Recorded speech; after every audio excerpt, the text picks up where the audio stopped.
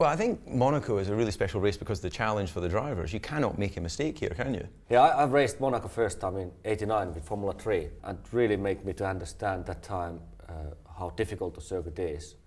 Well, for me personally, I am proud to have won this Grand Prix because you know as a driver you've really earned your reward at the end of it, because from the first day of practice all the way through qualifying and through the race, it's just mentally exhausting. When you start the free practice on Thursday, the circuit is really slippery.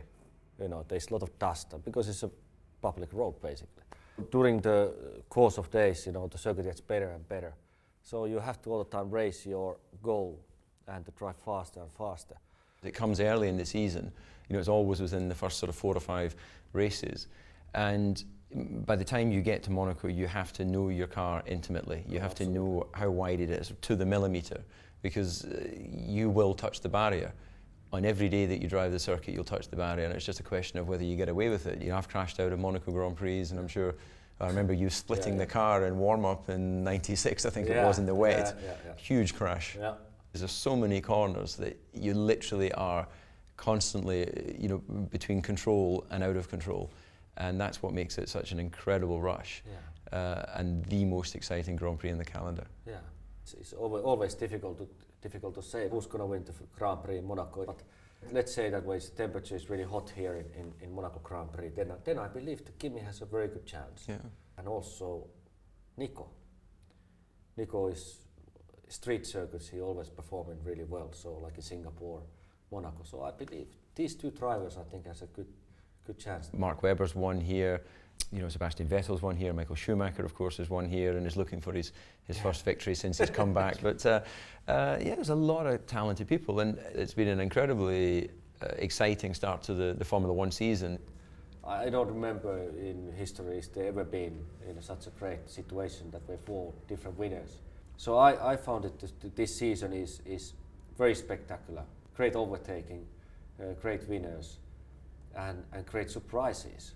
And I think the Mercedes is definitely a surprise. The Nico's performance, example in Shanghai, yeah, that was incredible what he did. You know, starting from the free practice to qualifying to the race.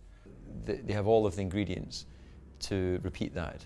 What is a question mark as we speak is, do they understand the window of the tyres as well as maybe McLaren or Red Bull? You know, Mercedes are still relatively new as a team to Formula 1, so I think it's more likely that the champion will come from either Red Bull or McLaren.